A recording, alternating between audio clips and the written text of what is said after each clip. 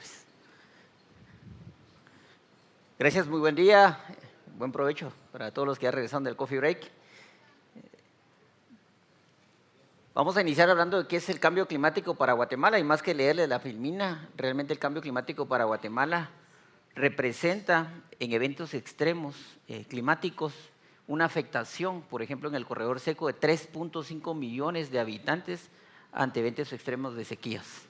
Tenemos el reciente evento de ETA y OTA, que fue en el año 2020, donde hubieron pérdidas millonarias en la infraestructura, en el tema de la agricultura, pero sobre todo y lamentablemente en pérdidas humanas. Eso nos hace un llamado importante a que los principales países desarrollados que emiten las emisiones de gases de efecto invernadero provocan estos eventos extremos, teniendo en consideración, como bien lo decía el exministro de Colombia, que Guatemala únicamente a nivel de emisiones, a nivel mundial, genera 0.1% de las emisiones globales. A pesar de eso, Guatemala está adscrita al Convenio Marco de Naciones Unidas sobre el Cambio Climático, que conforma más de 196 países, participa en todas las conferencias de las partes, que son las COP, desde la primera que fue realizada en el año 94, pero sobre todo algo bien importante que hay que recalcar de la Convención Marco de Naciones Unidas sobre el Cambio Climático es este principio, un principio fundamental en donde son responsabilidades comunes, pero diferenciadas, con respectivas capacidades y circunstancias nacionales, partiendo en que todos los países somos distintos por diferentes contextos. También es importante mencionar ese hito histórico en el año 2015, el Acuerdo de París. Este acuerdo persigue limitar el calentamiento mundial muy por debajo de los 2 grados centígrados y preferiblemente a 1 grados centígrados. Sobre este acuerdo son las diferentes COP que se desarrollan del 2015 a la fecha. Es importante mencionar que Guatemala ratificó dicho Acuerdo de París el 24 de febrero de 2017 en el gobierno del expresidente Jimmy Morales. Y acá hay 2 cuestiones bien importantes que yo resaltaría. Uno, el Acuerdo de París enmarca que tenemos que tener una reducción de emisiones en el corto plazo y una estrategia en el largo plazo. Y aquí hay 2 fechas bien importantes que se vuelven a repetir en muchos documentos. Uno, el hito 2030 y el siguiente hito 2050. A partir de ahí hay que establecer estrategias nacionales que permitan la reducción de emisiones de gases de efecto invernadero. Guatemala, es importante mencionar que cuenta con una ley marco sobre cambio climático, es el decreto 7/2013, en el cual establece un sistema de gobernanza. Eso es bien importante, es algo muy característico y particular de Guatemala. Todo lo que se conozca en materia de cambio climático, en reducción de emisiones, en adaptación, tienen que pasar por este Consejo Nacional de Cambio Climático. Acá principalmente lo dice. Ellos se encargan de establecer las reglas del juego en materia de cambio climático, estrategias, proyectos, programas, planes, políticas. Por acá es donde también se aprueba lo que es la contribución nacionalmente determinada, conocida como siglas NDC. También la estrategia de desarrollo con bajas emisiones, hay representación del sector privado, sector público, academia, organizaciones no gubernamentales. Guatemala, hay que remarcar que cuenta con un plan nacional que es el CATUN 2032, donde también está vinculado con los Objetivos de Desarrollo Sostenible. Existe una política nacional de cambio climático, que es el Acuerdo Gubernativo 329-2009, y también un plan de acción nacional sobre cambio climático, por sus siglas PANC, el cual se deriva principalmente de la Ley de Marco de Cambio Climático. Este plan de acción actualmente está en una reestructuración, porque esto lo mandata la ley. Cada vez que se presenta una comunicación nacional ante la convención, en automático se debe de actualizar el Plan de Acción Nacional de Cambio Climático.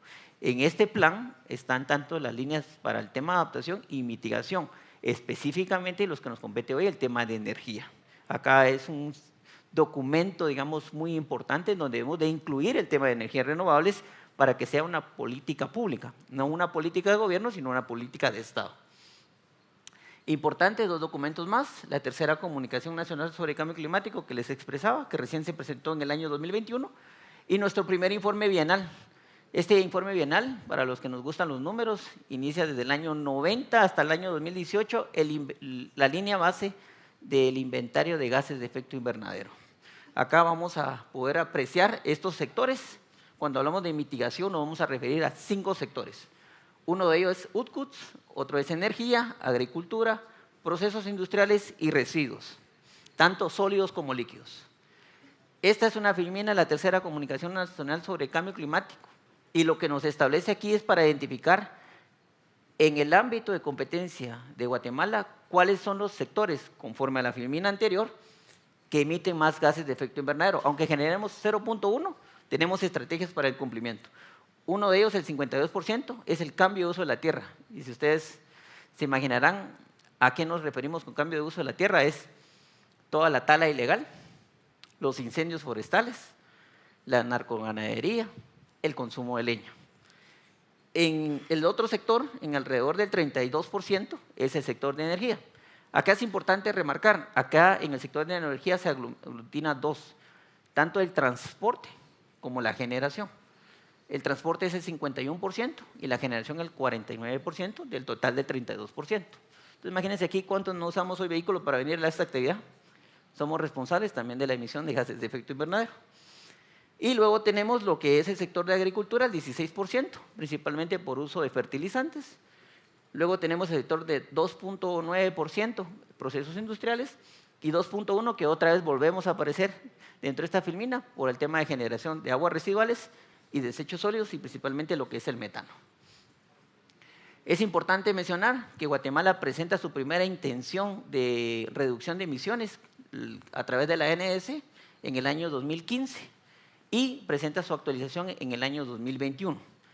Es importante también mencionar que cada 5 años este documento debe ser actualizado y para eso tenemos a más tardar marzo del próximo año, 2025, para presentar la segunda actualización. Actualmente tenemos que se hace una proyección de la línea base de los gases de efecto invernadero del 2005 al 2030, que ya les mencionaba que es las fechas claves 2030 a 2050, y la reducción está 11.2% de reducción de emisiones de forma no condicionada y 22.6% con apoyo de la cooperación internacional. Desde mi punto de vista y mi criterio personal, nosotros ya estamos 22.6% porque hemos recibido apoyo de la cooperación internacional a través del Fondo Verde del Clima con 2 proyectos que actualmente ejecuta Guatemala en el Corredor Seco y el Altiplano. También ya se ha presentado en el 2021 la Estrategia de Desarrollo con Bajas Emisiones, la cual persigue a través de 43 acciones de reducción y de mitigación en los diferentes sectores. Aquí es importante mencionar que en esta estrategia de desarrollo con bajas emisiones, con la óptica al 2050, sí se recalca que el 80% de la energía debe ser con fuentes renovables. Algo bien importante de mencionar también es la postura que nosotros tenemos que llevar ante todas estas convenciones. Y acá, importante de mencionar, tenemos una capacidad instalada en el país que todavía no hemos explotado, por muchos factores. Es decir, en nuestra NDC, en la última actualización del 2021, tan solo lográbamos cumplir el 7% de reducción de emisiones. Y nuestra meta es el 11% o el 22%. Nos hace falta una brecha muy grande que cumplir y teniendo la capacidad instalada en el país no hemos logrado ejecutar las acciones que permitan tener esta generación. Concluyendo, oportunidades para el país que nosotros prevemos. 1, no limitar el desarrollo económico, social y ambiental del país. Todos los proyectos de energía renovable se apegan a políticas tanto nacionales como internacionales como política pública de Estado, no política de gobierno. Es algo que tenemos como meta y compromiso nacional e internacional, por lo tanto no debería existir tanta burocracia en la autorización de permisos o licencias y autorizaciones. 2, apostar por una matriz diversificada, tanto los escenarios de AGER que presentará más adelante, presenta precisamente eso con un 80% de generación de fuente renovable. Ya tenemos el caso de éxito en el 2022, casi el 78% de lo que se generó en promedio en el país fue renovable. Importante desarrollar infraestructura resiliente a los efectos del cambio climático, generar proyectos enfocados a la adaptación al cambio climático, principalmente la gestión integrada de recursos hídricos, promover incentivos para la generación, evitando principalmente la burocracia, fomentando la certeza jurídica, la discrecionalidad de autoridades, estableciendo reglas claras. ¿Qué hemos visto? que muchas veces o no existe la capacidad de personal para atender efectivamente a los requerimientos, permisos y autorizaciones, o bien no existe la capacidad instalada de conocimiento técnico sobre estos proyectos. Y por último, es importante visitar los impactos económicos y pérdidas que Guatemala sufre ante eventos climáticos. Muchas gracias.